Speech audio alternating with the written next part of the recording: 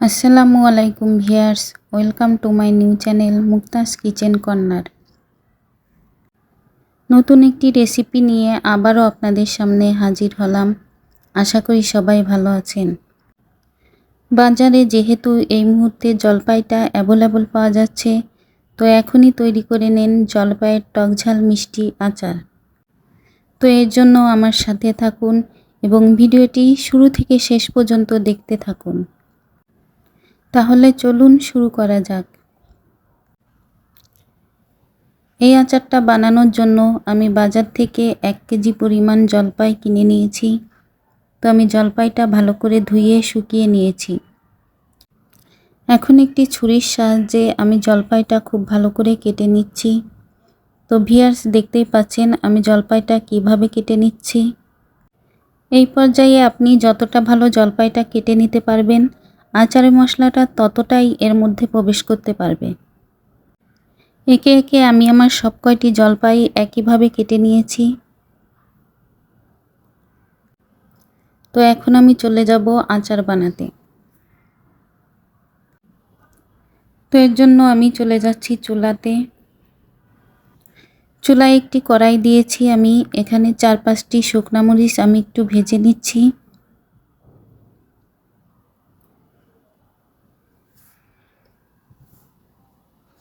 শুকনা মরিচ ভাজার পর আমি এখানে দিয়ে দেব শস্য। আমি 2 টেবিল চামচ শস্য ভালো করে ধুয়ে ভাজতে দিয়েছি। তো শুকনা মরিচ এবং শস্যটাকে আমি ভেজে নিয়েছি। এখন এর সঙ্গে অ্যাড করব আমি জিরা।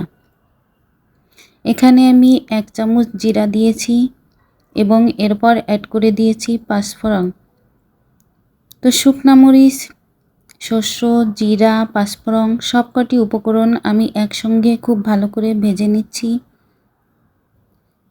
উপকরণগুলো ভাজার পর আমি একটি ব্লেন্ডারে এটাকে ব্লেন্ড করে নেব। তো আমি এটা খুব মিহি করে ব্লেন্ড করব না, একটু দানা দানা ভাব রেখে ব্লেন্ড করে নেব। এখন চলে যাব মূল পর্বে। তো চুলায় আমি একটি কড়াইয়ে তেল গরম করতে দিয়েছি। এখানে আমি 1/2 কাপ পরিমাণ সরষের তেল নিয়েছিলাম। এরপর আমি 2 টেবিল চামচ রসুন ও আদা বাটা একটু থেতলে নিয়ে তেলে ভাজতে দিয়েছি। আদা রসুনটাকে আমি ততক্ষণ পর্যন্ত ভাজতে থাকবো যতক্ষণ না এর থেকে কাঁচা কাঁচা ভাব চলে যাবে। এরপর আমি অ্যাড করে দিয়েছি 1 টেবিল চামচ শুকনা মরিচের গুঁড়া। গুঁড়াটা দিয়ে আমি মশলাটাকে আরেকটু কষিয়ে নিচ্ছি। এরপর আমি অ্যাড করে দিয়েছি ভিনেগার। এখানে আমি 1/3 কাপ পরিমাণ ভিনেগার দিয়েছি। তো এগুলো আমি আরও কিছুক্ষণ কষিয়ে নিচ্ছি। তো আমার কষানো হয়ে গেছে। এরপর আমি অ্যাড করে দেব সেই কেটে নেওয়া জলপাইগুলো। আমি সবগুলো জলপাই দিয়ে দিয়েছি। এখন আমি এটিকে মশলার সঙ্গে খুব ভালো করে মিশিয়ে নেব। এই পর্যায়ে আমি মিডিয়াম হিটে রেখে জলপাইগুলোকে মশলার সঙ্গে খুব ভালো করে কষিয়ে নিচ্ছি। কিছুক্ষণ কষিয়ে নিয়ে এরপর আমি অ্যাড করব সেই পাঁচফোড়ন মিক্স মশলাটা, যেটা আমি ব্লেন্ডারে গুঁড়া করেছিলাম। এখানে আমি পুরা মশলাটা দিব না, এখানে আমি অর্ধেক মশলাটা দিয়ে দিয়েছিলাম। তো মশলাটা দিয়ে আমি আর একটু ভালোভাবে মিশিয়ে নিচ্ছি।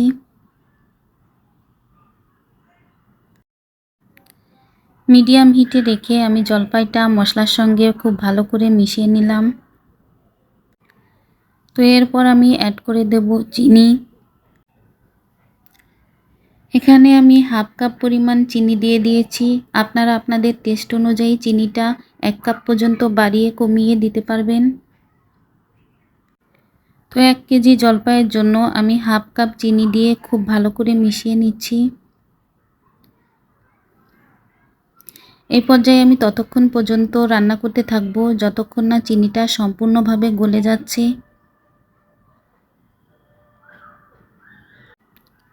তো ভিউয়ার্স, দেখতে পাচ্ছেন আমার চিনিটা গলে একটা রসালো ভাব চলে আসছে। এখন আমি অ্যাড করে দিয়েছি লবণ।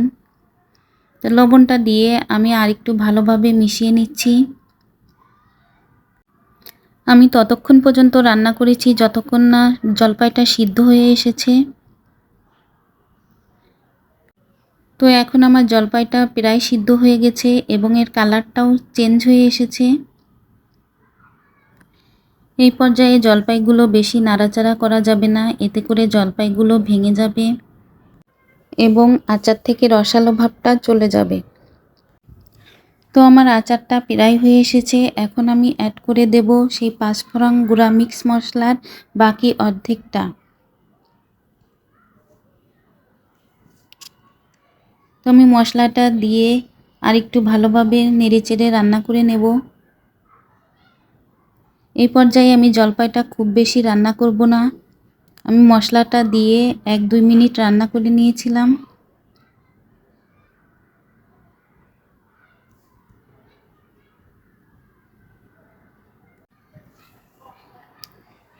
তো এখন আমার আচারটা প্রায় রেডি। তো আমি চুলা থেকে নামিয়ে আচারটা একটা সার্ভিং প্লেটে বেড়ে নিয়েছিলাম। তো দেখতে পাচ্ছেন আমি সবগুলো আচার বেড়ে নিয়েছি। এখন দেখুন আমার আচারটা কেমন হয়েছে। মাশাআল্লাহ অনেক সুন্দর হয়েছে। আচারগুলো অনেক রসালো হয়েছিল। তো আমি খুব কাছ থেকে দেখিয়ে দিচ্ছি।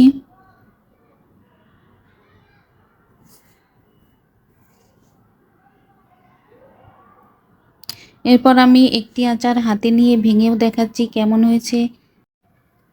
মশলাগুলো জলপাইয়ের ভেতরে খুব ভালোভাবে প্রবেশ করেছে।